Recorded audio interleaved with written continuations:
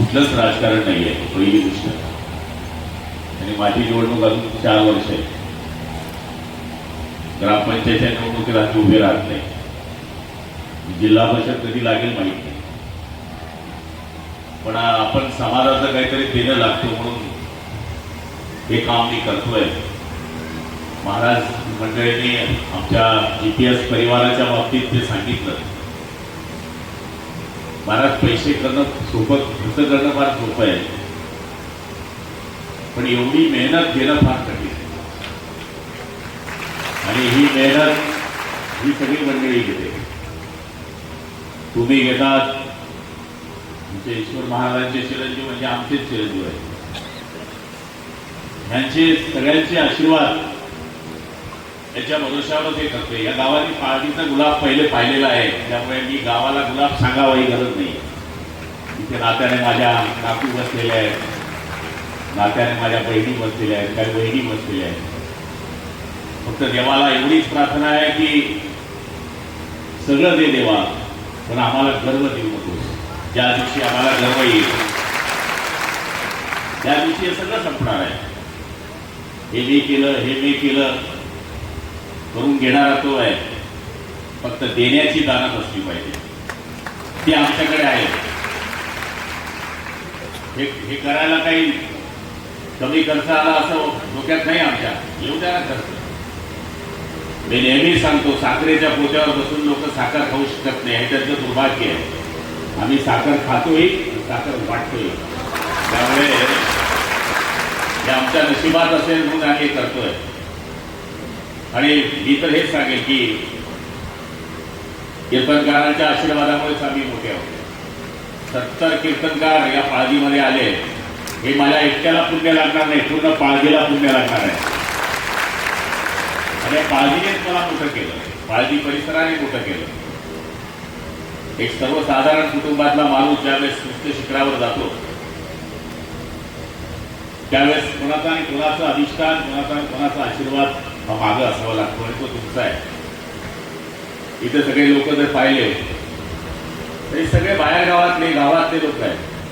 माझ्या वडिलांच्या वयाचे, माझ्या वयाचे, माझ्या माय बहिणी 7-8 दिवसापासून इथं आले. मी तर महाराज मंडळीला हेच सांगेल की पुढच्या काळामध्ये जोपर्यंत माझ्या जीवात जीव आहे किंवा माझ्या जीवात जीव नसल्यानंतर जोपर्यंत माझी मुलं आहेत किंवा जोपर्यंत माझा हा GPS परिवार आहे तोपर्यंत हा सप्ताह कधीच बंद होणार नाही. याचं स्वरूप अजून वाढेल, याचं स्वरूप अजून वाढेल.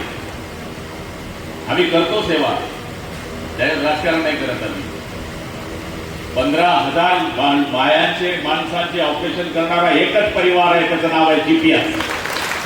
हे आम्ही करतो. आम्ही तिथे कोणाला विचारत नाही तू कोणत्या पार्टीचा आहे, तुझा डोळा कोणत्या पक्षाचा आहे, तो कोणाकडे बघतो, हे आम्ही कधीच बघत नाही. आणि आता आम्ही फिरतं हॉस्पिटल आणलंय की गावात जातं, डोळे तपासतं, चष्मा लागला तर चष्माचा माप घेतो, घरपोच त्याला चष्मा देतं, आणि ऑपरेशन जर निघाला तर आम्ही मुंबईला नेतो. हे पण नाही करत, हे आम्ही करतो आणि केलं पाहिजे. आता तर मी स्तनाचा कॅन्सर महिलांना निघाला, महिला सांगत नाही. गाठ असते, नवऱ्याला सांगत नाही, भावाला सांगत नाही, बापाला सांगत नाही. आम्ही ती गाडी आता तयार करतोय, ती गावात जाईल. गावात तिच्यामध्ये महिला डॉक्टर असेल, महिला लेडीज असेल, ती महिलेचं चेकिंग करेल. म्हणजे माझ्या बहिणीला कधीच कॅन्सर होता कामा नये, हे काम आम्ही करणार आहोत. काय पाप याच्यामध्ये हे आम्ही करतोय तुमच्या आशीर्वादाने. आणि सगळे माणसं इथे आले. मला तर सगळ्यांची नावं घेता येणार नाही, बरेच पाठ आहे. आमचं तर जेवण बसलंय गावातलं. तुम्ही जसं म्हणतात ना की गावात माणूस किती मोठा झाला तो गावाचाच असतो, तसं एक कीर्तनकार आमचे ईश्वर महाराज यांची 3घही मुलं आणि हे आमच्या गावातली सगळी परिसरातली लोक किती कीर्तनकार आले. मी तर सांगतो 100 आमदार आल्यावर मला आनंद झाला नसता, तेवढा आनंद आला. कारण की माझा वाढदिवस हे निमित्त आहे. लोक म्हणतात 5 जून एकी भूल, 5 तारखेला आहे तिथं वाढदिवस साजरा तर होणारच आहे. पण मी आपल्या सगळ्यांना एकच विनंती करणार आहे, खास करून शिवसैनिक, शिवसेनेवर प्रेम करणारी मंडळी, सगळं करा, राजकारण जरूर करा, पण भगव्या पताक्याचे विचार गावातून कधीच हद्दपार होऊ देऊ नका. आणि ही आता काळाची गरज आहे. आणि मला तरी असं वाटतं की आज या सुंदर कार्यक्रमाला सगळे संत महंत या ठिकाणी आले, त्याबद्दल मी त्यांचे खूप खूप आभार मानतो. 7 कोटीचं आमचं वारकरी भवन उभं राहतंय. काही दिवसांनी ते याचा हस्तांतरणाचा आपल्याला या ठिकाणी कलेक्टरकडनं प्रस्ताव मंजूर करावा लागेल. त्याकरताही आपला पुढचा प्रयोग राहणार आहे. आणि आम्ही ठरवलंय की सगळ्या कीर्तनकारांचं विमा काढण्याचं विमा कवच आम्ही पुढच्या वर्षी येणाऱ्या या जून नंतर आम्ही ते करणार आहोत. त्याच्यामध्ये विमा हा कीर्तनकारांचा असेल की रात्री बेरात्री काही कीर्तनकार अशी प्रवास करतात आणि अचानक काही घटना घडली तर त्यांना सहकार्य असावं, अशाच पद्धतीचं काम आम्ही पुढच्या काळामध्ये करणार आहोत. आणि हे करण्याची ताकद फक्त तुम्ही आहात. गुलाबराव पाटलाला तुम्ही आमदार केलं, मंत्री केलं म्हणून मी हे करू शकतोय. आणि काही लोक म्हणले की बा राजकारणामध्ये आता तिकीट मिळालं नाही, अमुक नाही मिळालं नाही. हे बघा, जिसके नसीब में होगा तो चलकर आएगा और नसीब में नहीं होगा तो आकर चले जाएगा. त्यामुळे फिकीर नाही करायची. याच्यातूनही काही चांगलं होणार असेल देवाच्या मनामध्ये. त्यामुळे प्रारब्धावर विश्वास ठेवा. आणि आज संत महंतांचे मी खूप खूप आभार मानतो. सगळ्या माय बहिणींना विनंती करतो, वडीलधारी मंडळींना विनंती करतो, सगळ्यांनी जेवल्याशिवाय जाऊ नये. भरपूर जेवण आहे.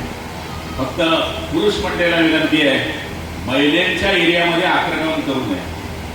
त्यांना त्यांच्या एरियामध्ये त्यांना बसू द्या. तुमच्या एरियामध्ये तुम्ही बसा अशीच प्रार्थना करतो. आणि खूप वेळ झाला आहे. मी महाराजांना 10:30 पावणे 11 लिमिट दिलं होतं.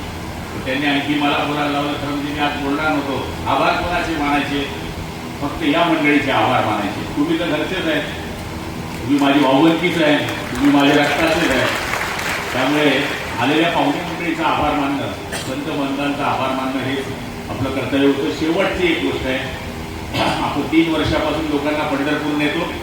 या वर्षी सुद्धा 27 जूनला आपण फुकट रेल्वे केलेली आहे. त्या रेल्वेमध्ये आपण 3000 लोकांना देणार आहे. सगळे आपल्याकडे, सून पण आम्ही आणि मुलं पण आम्ही.